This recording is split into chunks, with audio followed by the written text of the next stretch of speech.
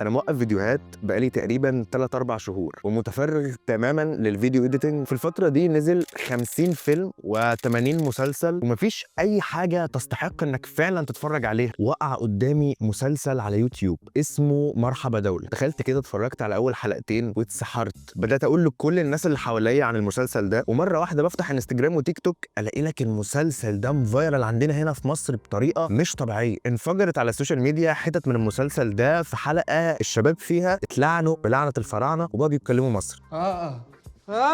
ايه انتوا بتصحوني ليه دلوقتي؟ لا يا نهار مش فايق. وهوبا المسلسل دغدغ الدنيا في مصر، وكملت المسلسل حلقه بعد حلقه، وفعلا انا ما ضحكتش كده من زمان قوي. ما حسيتش ان انا هيجرى لي حاجه، قلبي هيقف من الضحك. من ايام مثلا واحد من احسن المسلسلات الكوميديه بالنسبه لي واللي اتكلمت عنه قبل كده في حلقه، وهو مسلسل الوصيه. ومؤخرا مثلا كان في بالطو. رجع الاحساس ده لما اتفرجت على مسلسل مرحبا دولة. وبالمناسبه بالطو والوصيه بينهم وبين مرحبا دولة قواسم مشتركه، وده اللي هكلمك عنه كمان شويه. لما خلصت المسلسل ورجعت اشوفه تاني وتالت، ولحد النهارده في حلقات برجع اشوفها لوحدها، زي مثلا الحلقه الاولى في السيزون الثاني، والحلقه الخامسه برضه في السيزون الثاني، والحلقه الاخيره في السيزون الثاني اللي كانت عباره عن الكواليس بس. هم خلاص اوريدي خلصوا القصه في الحلقه اللي قبلها وعملوا الحلقه دي حطوا فيها الكواليس بس. كانت ممتعه جدا ومن احلى الحاجات اللي الواحد شافها مؤخرا على اليوتيوب او على التلفزيون او على اي حاجه. وفي وسط كل الحب اللي انا حبيته للمسلسل ده، كان عندي برضه شويه حزن كده، فحسيت ان انا لازم اكتب حلقه واجي النهارده اسجلها لك واقول لك ليه حبينا مرحبا دولة. انت شو دخلك بالمسلسل؟ هذا اللي عاملينه مرحبا شو اسمه؟ مرحبا دولي اسمه مثلا مسخره لو لك المسخره مثلا يا عان الاسم يا نفسه، عان. حتى الاسم مرحبا دولي اهلا. كنا قبل عم نعمل شيء اسمه تعقله بيزعل، سكتشات وقبلات روستنج وكذا، وانا ابن سينما ومسرح عرفتي، وهذا مش هدفي بالحياه. فجيت اقترحت على الجو الظاهر، قلت له ليه ما بتجربني اعمل مثل سيت كوم او مسلسل كوميدي؟ وقال لي اوكي. كيف خلي تيزك تبكي؟ طلعت حلوه. خلي تيزك تبكي. غسل وجهك. يعني انت واقف سبايكر. محمد دايخ وحسين دايخ ومهدي دايخ وحسين أووق ومحمد عبده وزوزو ياسين الأبطال الثابتين في موسمين مرحبا دولة. وقبل ما نتكلم عن المسلسل نفسه، عايز أكلمك شوية عن الشباب نفسه. لطالما كان أي عنصر بيشدني تجاه أي عمل فني هو الباك ستوري اللي كان بيحصل ورا المنتج النهائي اللي ظهر لنا ده. الناس دي مين؟ مروا بتجارب كانت عاملة إزاي؟ هل كان في معلقة ذهب في أي منطقة من المناطق عندهم؟ ده اللي بيأثر فيا. أصل معلش يعني أنا عندي مليون فكرة عايز أعملها وابصم لك بالعشرة إن كتير منهم هينجح فعلا، لكن بيبقى دايما العائق هو إيه؟ الفلوس. فالناس دي لو معاها فلوس من الأول 100% تجربتهم ما كانتش هتبقى بنفس الجمال اللي وصل لنا في مرحبا دولة أو غيره. وخليني أكد لك، لأ، الناس دي ما كانش معاها أي فلوس، مفيش إنتاج، بيشتغلوا ويتعبوا عشان يأجروا مسرح يعملوا فيه مسرحية مش هيطلع لهم منها أي جنيه. أيوة، ودي القصص اللي أنا أحب أسمعها. شغف المجموعة دي واللي خلاهم ينحتوا في الصخر من غير ما يبقوا مستنيين فلوس تماما، من أيام الدراسة والمسرح اللي كانوا بيعملوه لحد النهارده، ونجاح حفلات الستاند اب كوميدي بتاعت حسين أووق وغيره، ونجاح مرحبا دولة والاعمال اللي هكلمك عنها دلوقتي. الشباب دول عملوا واحد من اقوى الافلام العربيه مؤخرا، واللي قعدت عليه شركه الانتاج بسبب ان هم لما عملوا الفيلم ده ما كانوش لسه معروفين، فتنازلوا عن حقوقه مقابل انه يتعمل اصلا، وهو فيلم هردبشت. طلعتوا مصاري انتوا كشباب؟ كانت الفكرة انه انا ما مضيت مع شركة الانتاج انه يطلع لي ارباح كلمة هيدا، لانه كنا مكموشين بايدنا اللي بتوجعنا انه هذا اول فيلم لكم وما حدا بيعرفكم كذا، كيف بيفكروا الكذا وهيك. فتخيل ضحينا ونحن ولا ليرة بيطلعنا هلا من كل هذا، ولا ليرة. شركه الانتاج حرمتنا من الفيلم كان بشهاده كل الناس، مش بس هم. يعتبر فيلم عظيم، فنانين قالوا عليه كده، صحفيين كتير قالوا عليه كده، ودول بقى مش بتوع لجان ولا بيقبضوا حد، دول ناس بيتعاملوا في بلدهم زي ما احنا هنا كده بنعامل اليهود، بيتحاربوا من كل حته، فلا هيقبضوا حد ولا هيعملوا لجان ولا كلام من ده خالص. اللي دخل الفيلم قال فعلا رأي. مش انا طلعت والله يابا بدي احكي عن حزب الله لانشهر، ماني هيك. يعني واضحه. انت عطول بينضج الواحد انه قصدي ما في مشكله اذا واحد، في كتير عالم بتعمل شغله بالاول بس انا ما كان يعني انا عن جد ما عملتها طيب. للخطوه صادق والله صادق. وبيبين من شغلي هلا انه انا ما بشتغل شيء لاعمل بلبله. هن الناس انه لانه الحقيقه هي لو حكيتها هلا والله حكيتها بعد 50 سنه حضلت اعمل بلبله، لانه المجتمع هيك بيعتبروهم بقى هناك الشباب الثورجي اللي ساخط على النظام واللي لسوء الحظ دمه خفيف. كابوس السلطه ان يبقى معارضيها دمهم خفيف.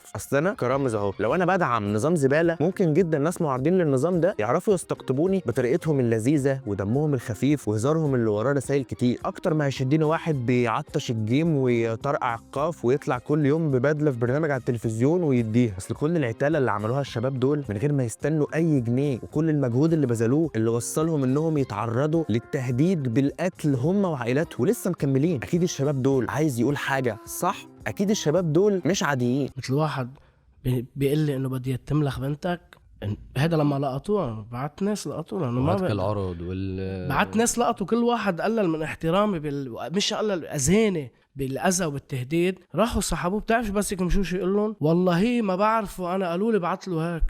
وصل برودكاستات للعالم على منطقته. يلا خلص ما تسأل ولا سؤال. انه هو الشيعة طالعين، بتعرف لو طالعين قايلين مرحبا نحن بس انه صباح الخير على البي سي مرحبا، بده ينزل الهتك وضلينا صابرين. واكتر شيء بيضعفك بهالمواقف مش انا وحسين، الاهل اكيد.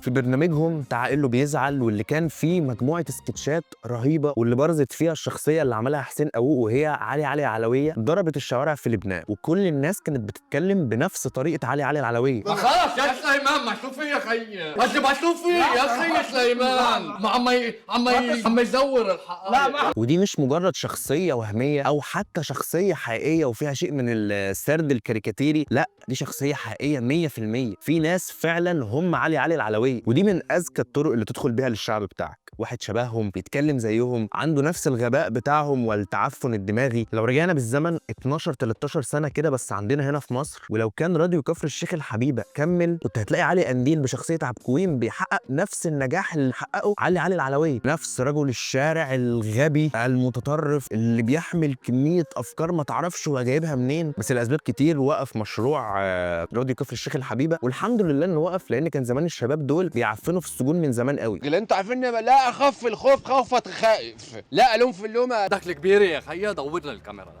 دورها خيك العلويه ما حينتخب السنه، واعلى ما بخيلك اركبه يا خي الابو حباس. زي ما قلت لك عدد من المسرحيات وللاسف انا مش عارف اشوفهم، زي طلع ابليس بيحب الله والسبعه ودمتها وغيرهم، برنامج تعال له بيزعل، سكتشات خطيره ومقابلات رهيبه. يعني بيفكرني بايه الكونسبت اللي عمل بيه احمد امين البلاتو، والبرامج التانية بتاعته برضه بس مش فاكر اسمها. طوبز شو؟ طوبز اللي كل ما يقول له واحد بيز وكذا وما بيطوبز قال وما لانه هو الرجال طوبزت مش الحال. وفيلم هردة باشت اللي اتكلمت عنه، واتمنى ان شركه الانتاج تفرج عن الفيلم ده لان في ناس كتير جدا عايزه تشوفه، وده مش كوميدي وزي ما احنا متعودين من الشباب، لا ده فيلم دراما واقعي وطف جدا. عبالي روح على السينما وعلى المسرح، بيطعمي خبز ما بيطعمي خبز حر، انا هذا ملعبي بحبه.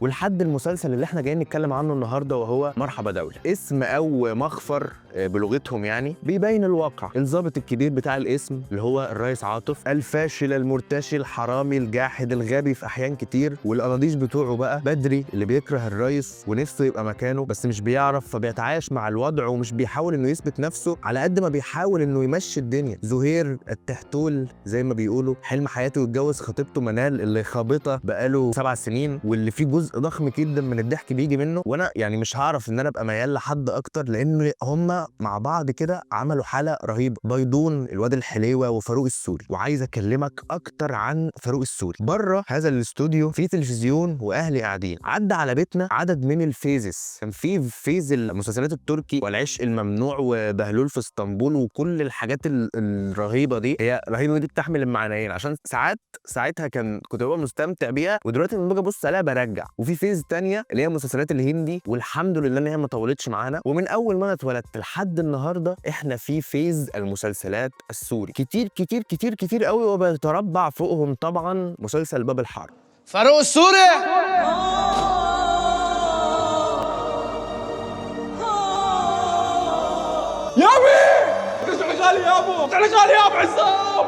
حبيبي يا فاروق، اشتقت لك يا ريس. اهلي هنا بيموتوا في المسلسل ده بشكل مش طبيعي، زي اي اسره مصريه او عربيه. هيعوزوا ايه اكتر من شويه دراما ومشاكل عائليه وقائد مغوار وفيلن غاشم بيطرقع لقائد المغوار على صداغه، ثم ينتقم القائد المغوار ويحيى الجميع سعداء. شخصيه فاروق السوري بقى هو ظابط معاهم في الفصيل او المخفر او الاسم، وبيحط محمد دايخ في الستيريوتايب. بنبقى من اي الله معك رئيس عاطف. التحية أي دولة التحية؟ الارجنتين هي دولة الأرجنتين. بنفس طريقه كلامهم في باب الحاره ونفس دمهم الخفيف، وعشان هو شخصيه سوريه فبيتعرض لنفس الطبقيه والعنصريه اللي بيتعرض لها السوريين في كل حته. ريحتك هاي ولا ريحتي؟ ليه مو ريحة الأنسة يعني؟ هذا الطيب كله بيطلع منه ريحة سوريين. لا كتير هالاد اللي عم تعملوها. هي اسمها عنصرية وتعميم. عم تحكوا عن روايحنا؟ لك روحوا شموا ريحة مطاركم، روحوا في بلد بيستعمل الناس بريحة الخرا. لك روحوا شموا ريحة بيروت نهار السبت وما بتحكي أكتر من هيك. لك روحوا شموا ريحة باد زوير ولا ما عادش أحكي. ومرزوق الويتر بتاع الفصيله واللي هو اخرس ما بيتكلمش، ولما يجي دوره في اي نقاش بيضحك بشكل مش طبيعي، ومش شرط كمان يبقى مكتوب له سيكونس، لا هو بيدخل في الكلام من غير اصلا ما يتكلم عشان هو اخرس وبيضحك بطريقه مش طبيعيه. شو الفكرة؟ اشرح لي لإلي أنا بفهمها. حكي كبير هذا. ما عاجبه شيء. قصده إنه حرب أهلية.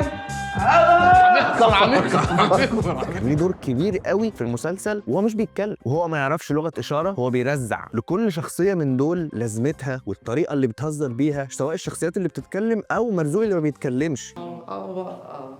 سبلك امك يا ريس. سبل امي كالعاده. والسايد كيك للرئيس عاطف في الموسمين، البنت بقى اللي بتضطر الفصيله. في السيزون الاول كانت شيرين الحاج في دور عبير وهي عنصر من عناصر الفصيله، وفي السيزون الثاني كانت طرف تقي في دور ليلى، بس كان دورها بره الفصيله مش جوه. مرحبا ريس، شو الاخبار؟ ماشي الحال؟ كله تمام؟ وانت لو هتسالني مين فيهم احسن، يعني بصراحه لو قلبنا الادوار ما كنتش هحس بان هم بنفس حلاوه الادوار اللي طلعوا فيها. هو الخلاصه بجد ان كل واحد في مكانه، ودي حاجه مثاليه. الضحك بقى كلنا متفقين اللي اضمن 3 حاجات هتضحك بيهم هما الجنس والسياسه والدين، وقلت اضمن مش امن علشان ايه ما حدش يجي يتحنيك. اقول اضمن اقول امن يعني اللي انا عايزه ما لي حاجه عندي. المهم ان دول اقوى 3 طرق تقدر تضحك بيهم. ال3 موجودين في مرحبا دوله. في العادي النكته اللي فيها حاجه سياسيه بتترمى كده من تحت لتحت، في مرحبا دوله لا، هو بيخبطها لك في وشك ويبص في عينك ويقول لك النكته، وساعات يقولها كده وهو بيتكلم عادي وبعدين يلف يتريق عليك وهو بيبص عليك في الكاميرا. ايوه مزبوط. لكاسا دي بابيل حاضر على نتفليكس معروف. على نتفليكس. ليه بس قلت اسمه؟ انت حسيت بشار الاسد البطل تبعه. هلا كل نكته عن السوريين ما انتحش فيها بشار الاسد. ليه؟ لانه راح. ما هو نحن شاطرين على الانظمه بس لما يروحوا.